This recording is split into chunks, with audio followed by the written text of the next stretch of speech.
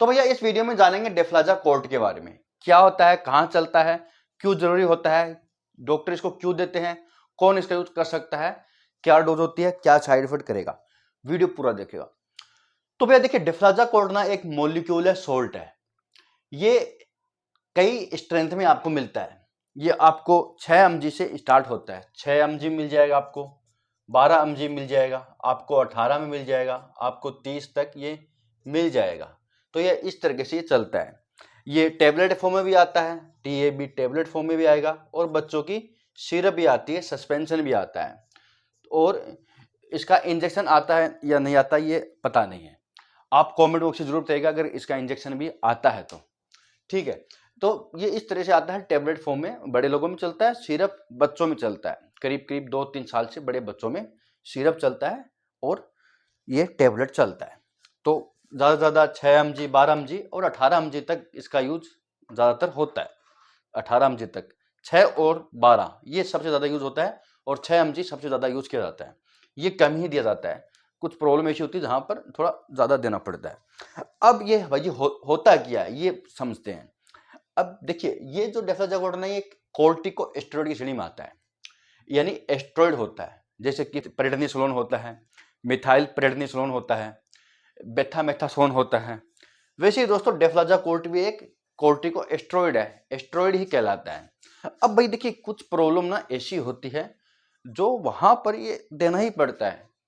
ठीक है, तो ये कुछ थोड़ा स्पेशल है। ये स्पेशल क्यों है? क्योंकि कुछ डिजीज ऐसी हो गई है आजकल जहां पर यही काम करता है। पहला जो इसका यूज होता है ना, ये DMD प्रॉब्लम में काम आएगा। DMD यानी ड्यूकेन मस्कुलर डिस्ट्रोफी। अब भाई ये क्या होता है इसको समझते हैं। तो ये एक ऐसी बीमारी है जो करीब करीब बच्चों से लेके यंग व्यक्ति तक होती है, यानी 30-40 साल तक के व्यक्ति तक हो सकती है, बुजुर्ग व्यक्ति में नहीं होती। क्यों नहीं होती? क्योंकि ये जो बीमारी जिसको होती है ना, वो इतनी लंबी उम्र नहीं जी पाता।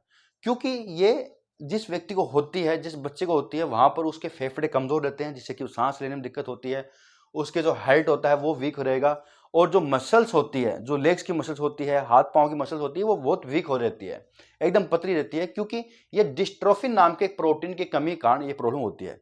डिस्ट्रोफिन जो प्रोटीन होता है ना, वो ही मांस को प्रोटेक्ट करता है, मांस को बढ़ाता है, उसकी फाइबर्स को डेवलप करता है।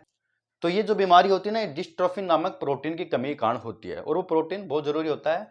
अच्छा, ये डिस्ट्रोफिन प्रोटीन कम क्यों बनता है? ये दोस्तों माँ के पेट के अंदर ही ये ऐसा होता है। जब बच्चे का अंदर जो भ्रूण चल रहा होता है वहां पर ही ऐसा होता है। तो बच्चे को जो डिलीवरी होती है तो साथ लेके ही आता है, बाहर आके नहीं होता। तो इस कारण इसका कोई इलाज नहीं होता है, बस कुछ दवाई है जिसके कारण व्यक्ति थोड़ा लंबा जी लेता है, तकलीफ कम होती है। तो इस प्रॉब्लम में एक्चुअली यही होता है कि व्यक्ति को सांस लेने में दिक्कत आती है, हाइट कम और कमजोर रहता है, और मसल्स बहुत कम रहते हैं, और व्हील चेयर का सहारा लेके जीना पड़ता है, इसलिए उम्र कम हो जाती है। इसलिए बच्चों से लेकर 30-40 साल तक की उम्र तक व्यक्ति को होती है। ज़्यादातर बच्चों में होती है और ज़्यादातर लड़कों में होती है, बॉय में होती है ये प्रॉब्लम। अब बात देते हैं भाई, इसको और कौन सी प्रॉब्लम में दिया जा सकता है डेफ्लाजाकोर्ट को। तो डेफ्लाजाकोर्ट को कई प्रॉब्लम में काम आता है। डेफ्लाजाकोर्ट कोर्टिकोस्टेरॉइड है, तो ऑटो इम्यून डिजीज में चलेगा। यानी ऑटो इम्यून डिजीज क्या? जो अपना इम्यून सिस्टम जब और रिएक्ट करने लग जाता है, ज्यादा ही एक्टिव हो जाता है, तो वो बॉडी के अंदर कुछ केमिकल मैसेंजर को उत्पन्न कर देता है। तो जिन केमिकल मैसेंजर के कारण बॉडी में इन्फ्लामेशन और सूजन आ रहा है, जैसे कि आर्थराइटिस प्रॉब्लम। आर्थराइटिस में गठिया बाहू का रोग, जॉइंट्स में पेन रहता है, सूजन आता है, वहां काम कर सकता है। हड्डी डॉक्टर इसको देते हैं। या इनके अलावा कोई अस्थमा की प्रॉब्लम हो, अस्थमा में लंग्स में स्वेलिंग आ जाती है, ब्लॉक हो जाते हैं, वहां दे सकते हैं। बच्चों में भी दिया जाता है, खांसी जुकाम की प्रॉब्लम में देते हैं डॉक्टर। ठीक है, बच्चों के अगर लंग्स में इन्फेक्शन हो गया है, अस्थमा बन रहा है बच्चे के कफ है, वहां भी दिया जा सकता है। इनके अलावा स्किन स्पेशलिस्ट भी देते हैं।